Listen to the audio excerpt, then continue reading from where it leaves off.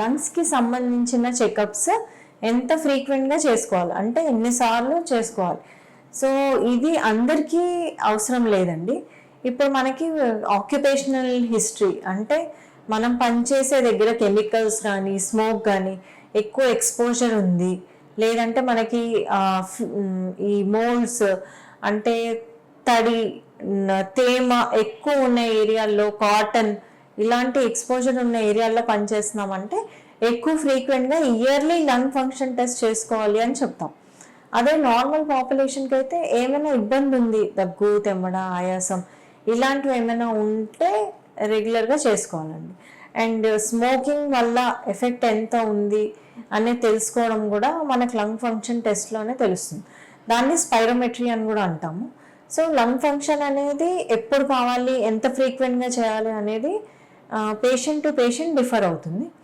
ఇప్పుడు ఆస్థమాటిక్స్ అనుకోండి, మనం ఆస్థమా ట్రీట్మెంట్ ఇన్హేలర్స్ స్టార్ట్ చేసిన తర్వాత ఒక 3 నుంచి 6 నెలల్లో మనం దాని రిజల్ట్ ఎలా ఉంది, రెస్పాన్స్ ఎలా వస్తుంది, ఇంకా డోసెస్ అనేవి పెంచాలా అనేది చూసుకొని ఆ టైంలో టెస్ట్ చేసుకుంటాం.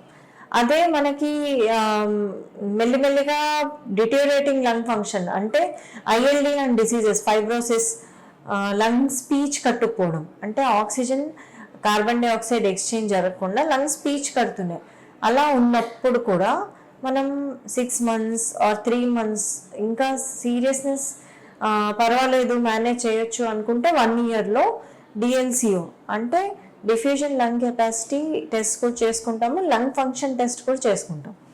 సో ఎక్స్రే బేసిక్ టెస్ట్, ఎక్స్రేలో ఊపిరితిత్తులు ఎలా కనిపిస్తున్నాయి అనేది కొంత అర్థమవుతుంది. లంగ్ ఫంక్షన్ మాత్రం స్పైరోమెట్రీ అండ్ డిఎల్సిఓలోనే అర్థమవుతాయి. సో అవి కూడా 3 to 6 monthsలో చేయించుకునే అవసరం ఉంటుంది. అంటే ప్రీ ఎగ్జిస్టింగ్ లంగ్ కండిషన్స్ ఉన్నవాళ్ళు.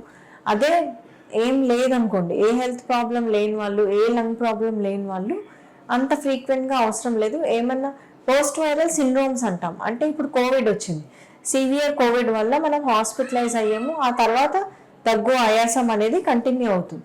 కంటిన్యూ అయ్యేటప్పుడు మనం ఈ పోస్ట్ కోవిడ్ సిమ్టమ్స్ని కూడా ఆయాసం కింద తీసుకొని దానికి కూడా ఇన్హేలర్స్ లేకపోతే ఉన్న లంగ్స్ని అంటే కొంత లంగ్స్ స్పీచ్ కట్టుకుపోయి పాడైపోయినా రిమైనింగ్ లంగ్స్ని ఎలా ఇంప్రూవ్ చేసుకోవాలి, ఇన్హేలర్స్ వాడుకోవాలా, ఇంకేమైనా ప్రికాషన్స్ తీసుకోవాలా అన్న దానికి కూడా 3 to 6 monthsలో మనం టెస్ట్ అనేవి చేసుకోవచ్చు. పోస్ట్ వైరల్ సిండ్రోమ్ అంటే ఆస్తమా లాగా ఒక వైరల్ ట్రిగర్ అయినప్పుడు ఆస్తమా, లేకపోతే పోస్ట్ ట్యూబర్కులర్ అంటే టీబీ అటాక్ అయిపోయి ట్రీట్మెంట్ అయిపోయిన తర్వాత అబ్స్ట్రక్టివ్ ఎయిర్వే డిసీజ్ వస్తుంది, అంటే ఆస్తమా లాగా మారుతుంది. ఒక వైరల్ ట్రిగర్ వల్ల కానీ ఒక టీబీ ఇన్ఫెక్షన్ తగ్గిపోయాక కానీ పేషెంట్స్కి ఇలా ఆస్తమా ఒక లక్షణాలు ఉండే ఛాన్సెస్ ఉన్నాయి. అవి 3 to 6 months ఉంటాయి. ఆ తర్వాత మనం ఇవాల్యుయేట్ చేసుకుంటే నార్మల్గా ఉన్నాయి అంటే మనం ఆ ఇన్హేలర్స్ ఆ ట్రీట్మెంట్స్ అనేవి ఆపుకోవచ్చు. ఇన్హేలర్స్ డోసేజ్ అడ్జస్ట్మెంట్ కూడా మనం లంగ్ ఫంక్షన్ చేస్తామండి. ఆ లంగ్ ఫంక్షన్ టెస్ట్ ప్రకారం డోసెస్ పెంచుకోవాలా తగ్గించుకోవాలా అనేది డిసైడ్ చేసుకోవచ్చు మనం.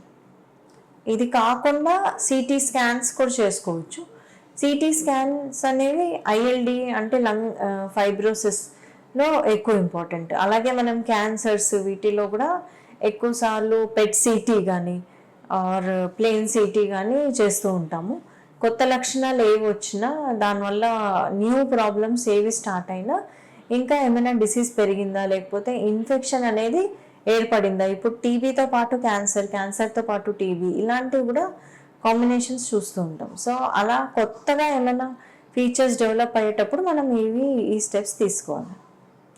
సో రెగ్యులర్ లంగ్ ఫంక్షన్స్ అనేవి ఆక్యుపేషనల్ హిస్టరీ ఉన్న వాళ్ళకి important, like painters, especially asbestosis, ship యార్డ్లో పనిచేసే వాళ్ళకి, అప్పుడప్పుడు ఫార్మర్స్, కాటన్ వర్కర్స్ కూడా ఇంపార్టెంట్.